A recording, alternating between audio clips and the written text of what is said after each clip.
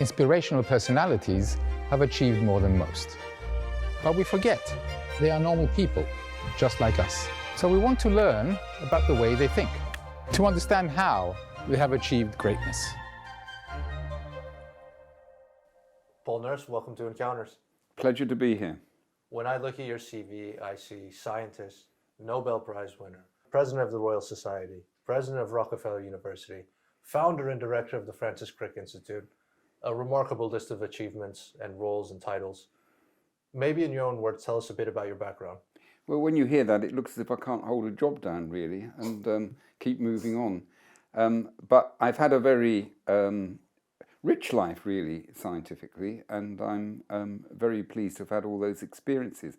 You would have thought, listing that I perhaps came from an academic background, which I did not. I was born into a working class family in northwest London, and my brothers and sisters all left school 15, and I wasn't at all academic, or not an at all academic household. In fact, we hardly had any books. But it turned out that I wasn't bad at school. I wasn't brilliant at it, and I did A-levels and so on. And I tried to get into university. But I'm of an age where at that time you needed something called matriculation. That meant you needed to get certain O-levels, that's like GCSEs in today's language, in a range of subjects, including, which was my bête noire, a foreign language. And I have to tell you, I'm utterly, totally and absolutely incompetent at foreign languages. Now, at my school, I did 3 languages, Latin, Greek and French. Wow. I was so hopeless at Latin and Greek, they wouldn't even let me sit a public examination because they thought it would be a complete waste of money. But they let me carry on with French because without that, I could not get into any university. I hold, I believe, the world record in failures of O-level French at 6 consecutive occasions that I took it. I think that's a real success. And eventually I couldn't get into any university and had all sorts of conditional offers, including from here on O-level French, and went and worked as a technician in northwest London in the Guinness brewery. This was quite an experience, and I grew up rather fast, it has to be said. We were allowed to drink as much Guinness and Harp lager at lunchtime as we wished. Free. Can you imagine it? Free. Productivity in the afternoon was less than perfect, it has to be said.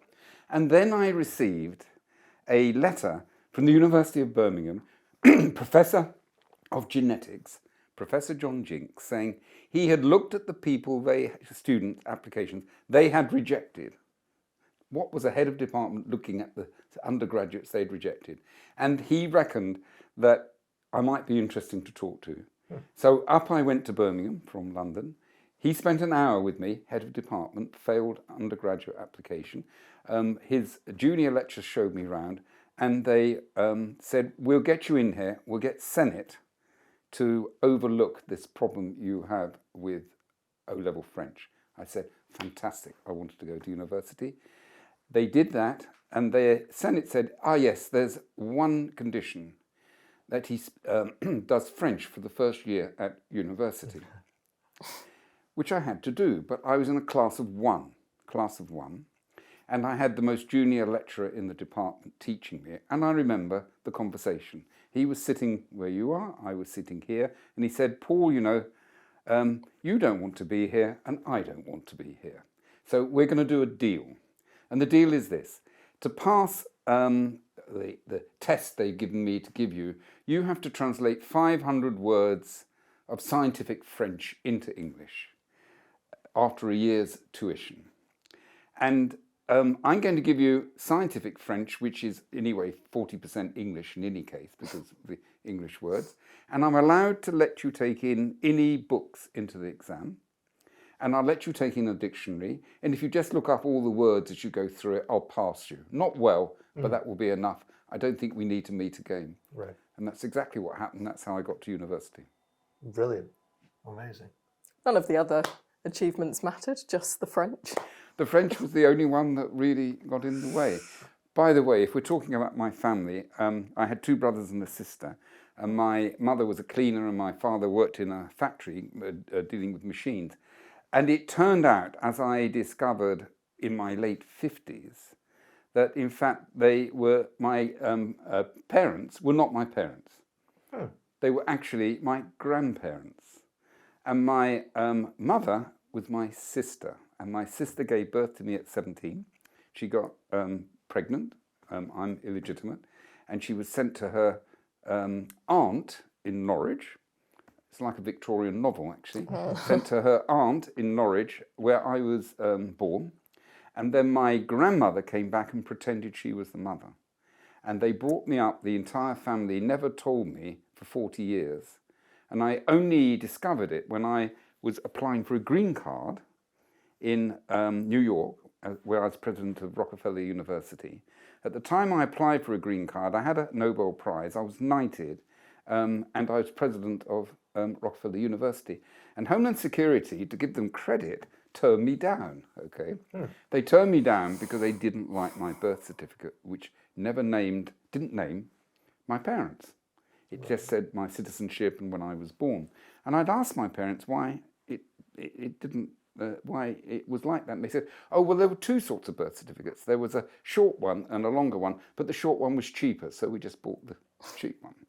And that's how they kept it secret from me for all those years.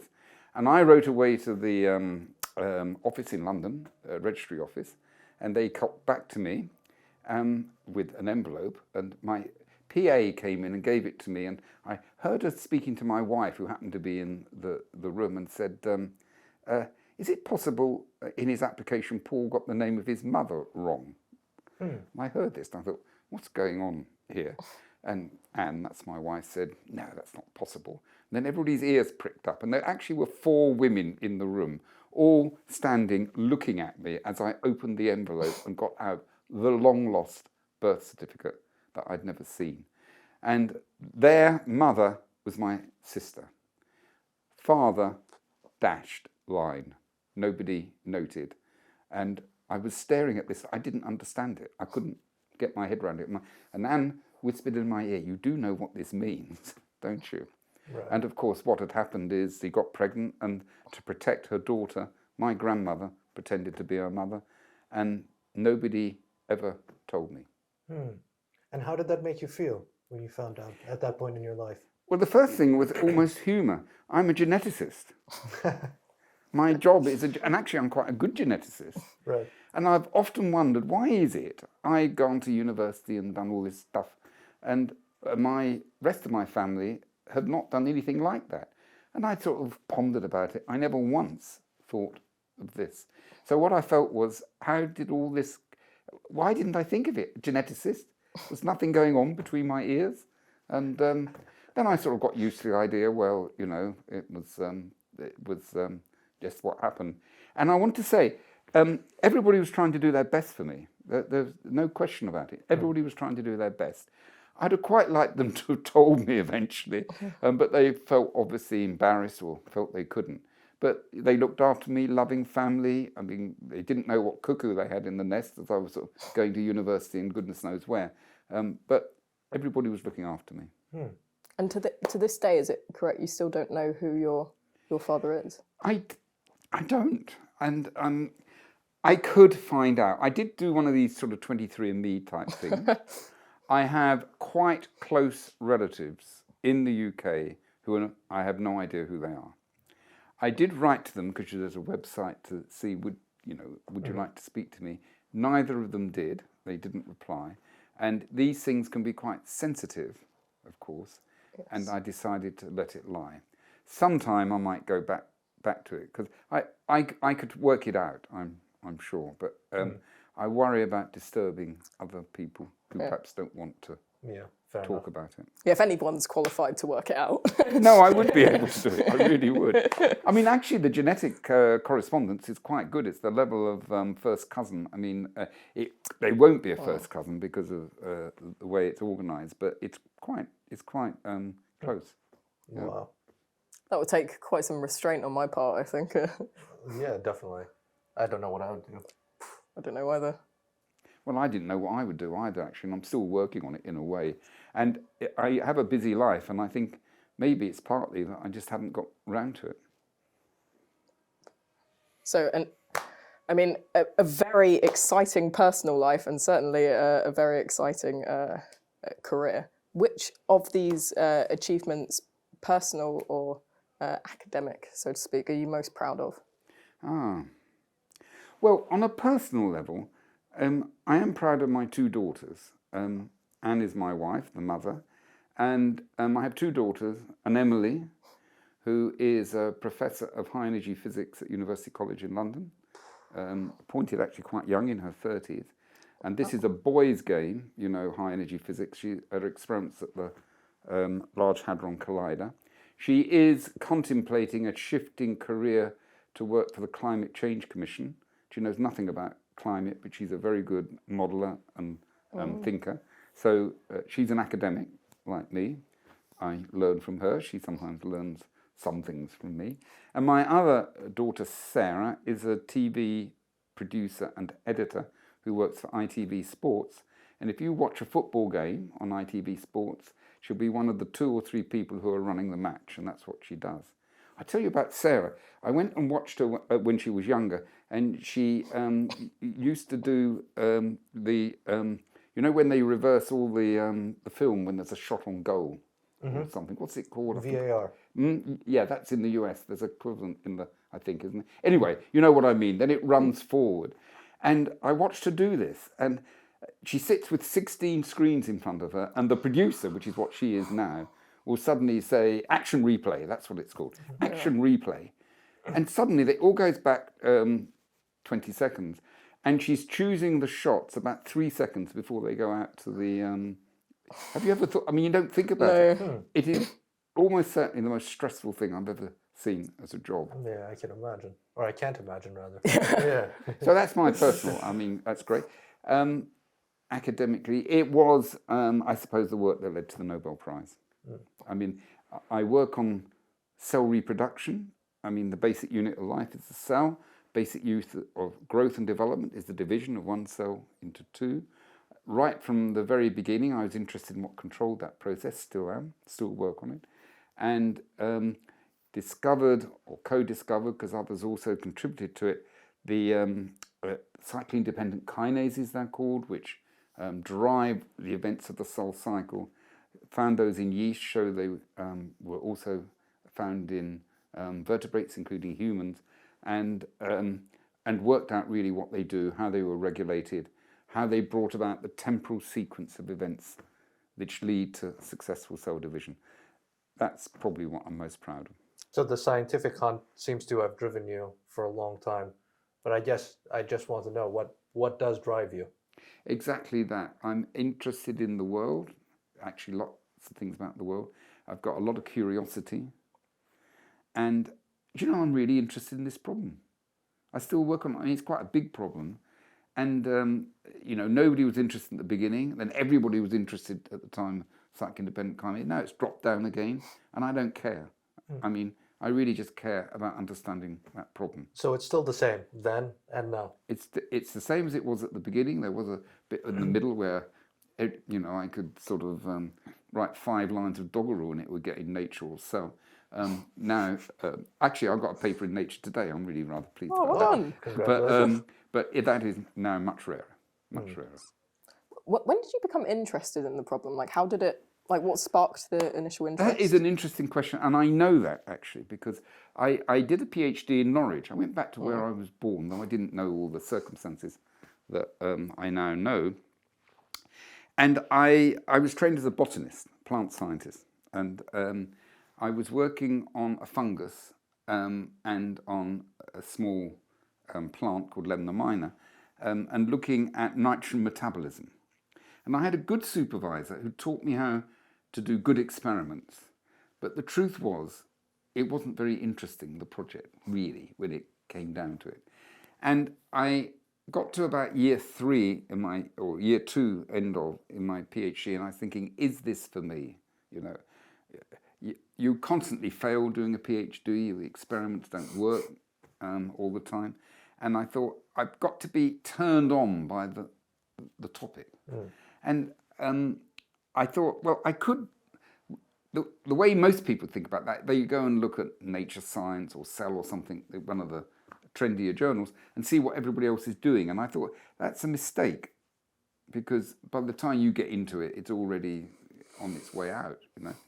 So I tried to go back to first principles, and I thought to myself, well, look, what is the... and I'm going to give a lecture on this topic. What defines life? A lecture later today, actually. What is life? And I thought, what are the attributes, characteristics of life? And one of them is the ability to reproduce.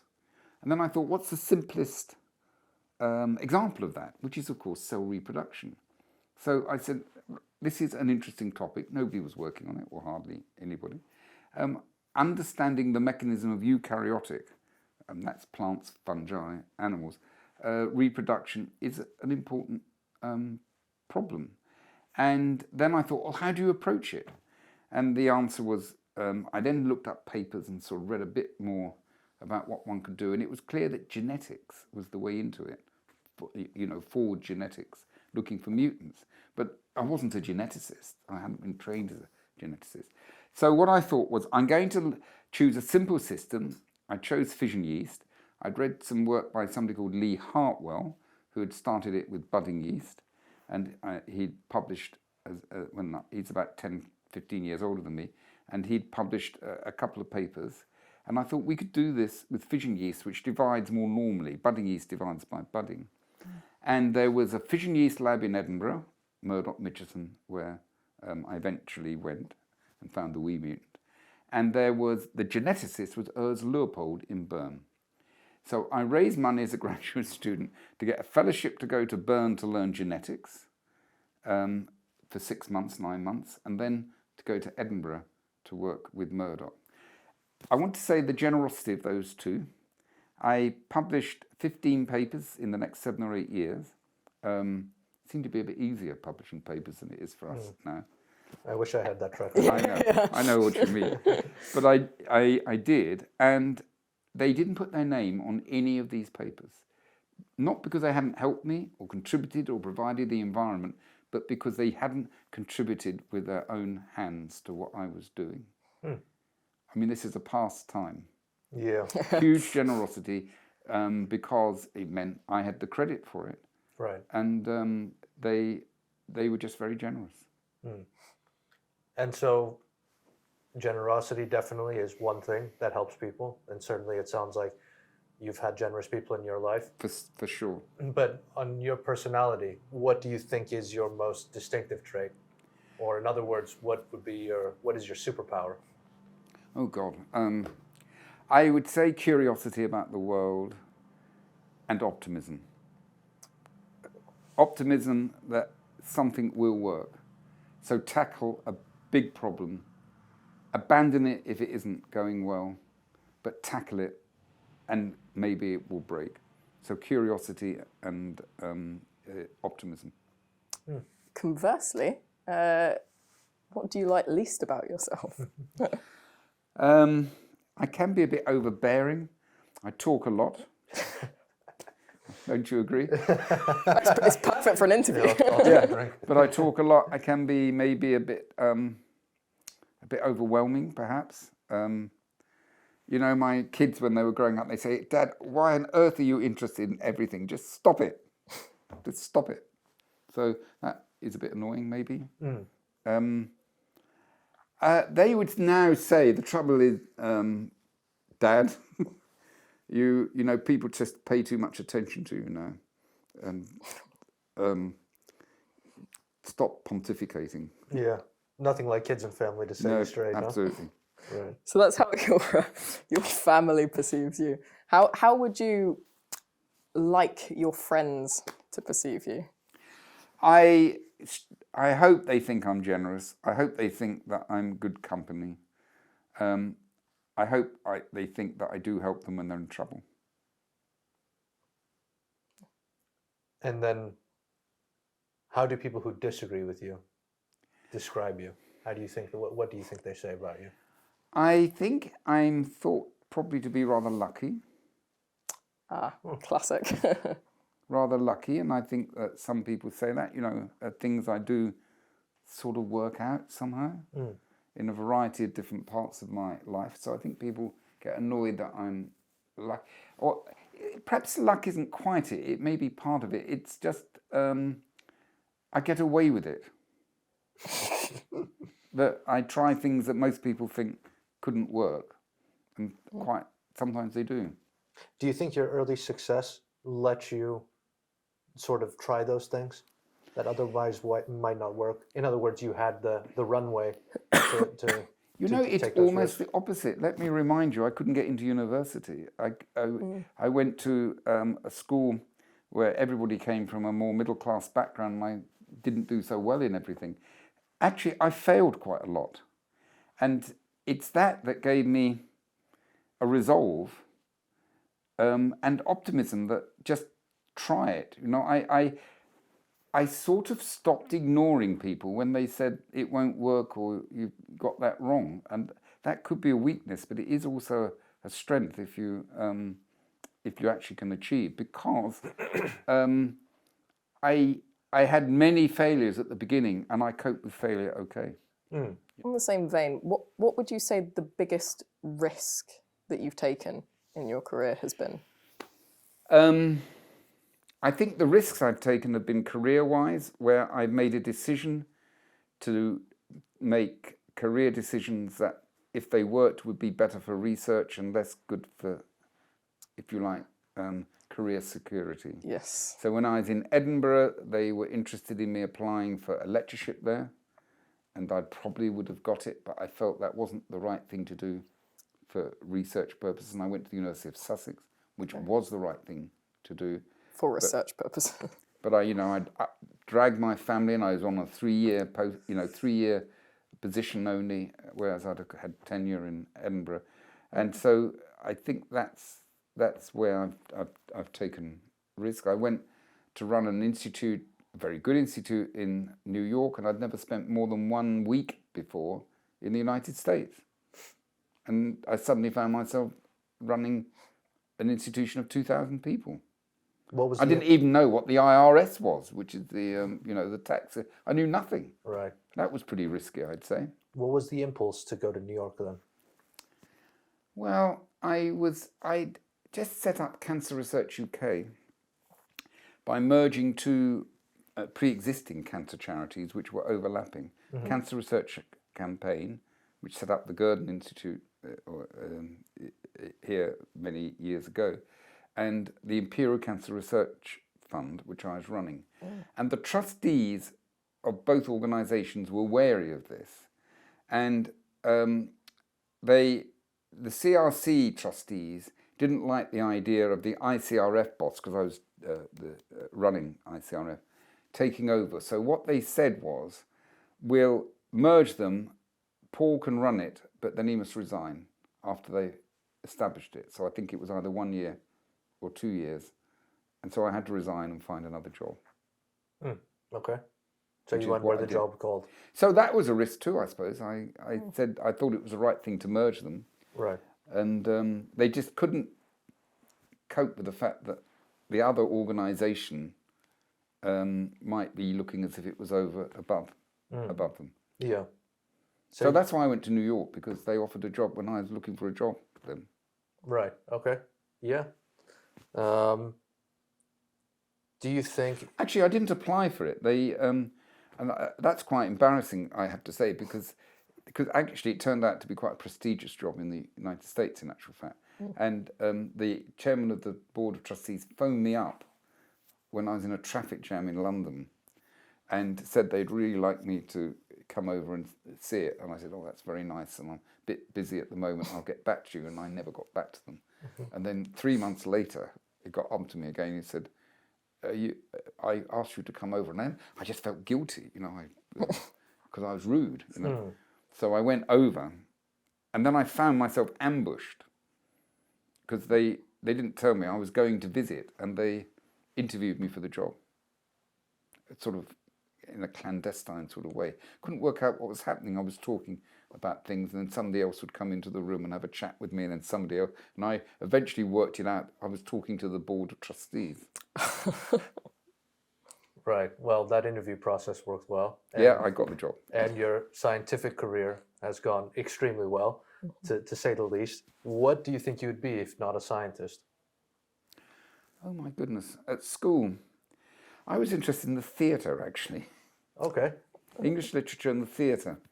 And I'm not, as well as not being any good at foreign languages, I can't remember lines either, so I couldn't be an actor. But I wouldn't have minded being a director of plays. What skills that you have, or what passions that you have, do you think translate between those two? Those two things. Yeah, science and theatre. I think it would be fair to say, certainly my family would say, that I'm a bit theatrical at times. Okay. Okay, you might think that too.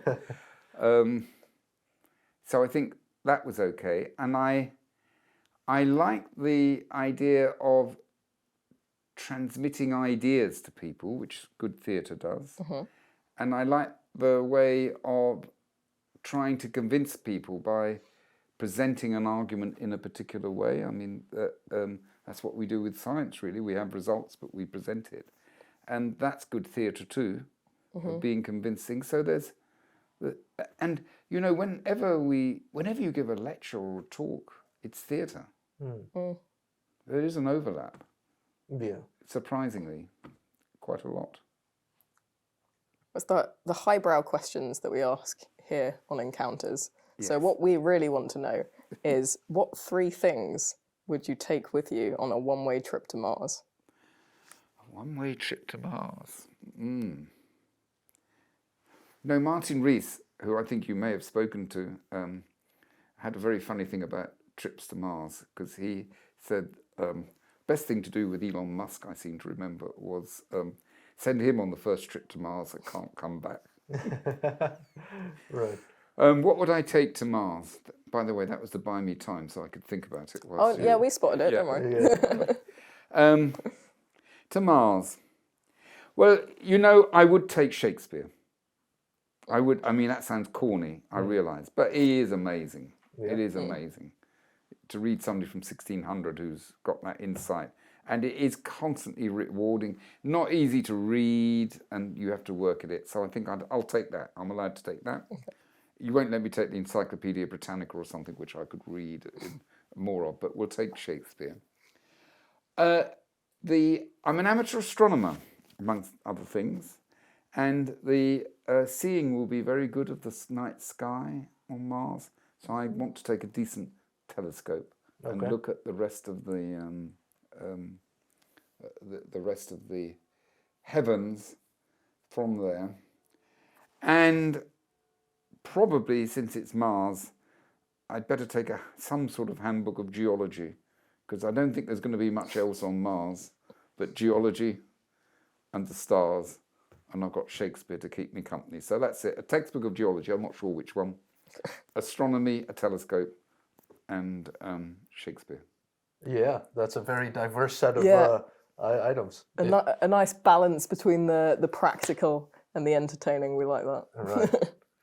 And then lastly, I guess, what is the most important lesson you've learned in your life? You have to cope with the lows and possible depressive things in research, which is a difficult thing to do. If you're doing something important, you'll fail, so you'll have that. And it is to keep cheerful, and mostly to remember to laugh, particularly at yourself. I mean, if you laugh, everything is better. If you laugh at yourself, that's better too. You don't take yourself too seriously. And it gets through the low points. It gets through the low points, which in whatever you do in life, you will have low points. And laughter is a way through it. Mm. We agree. We certainly do. Thank you. It's a pleasure talking to you. Thank you for the interesting questions.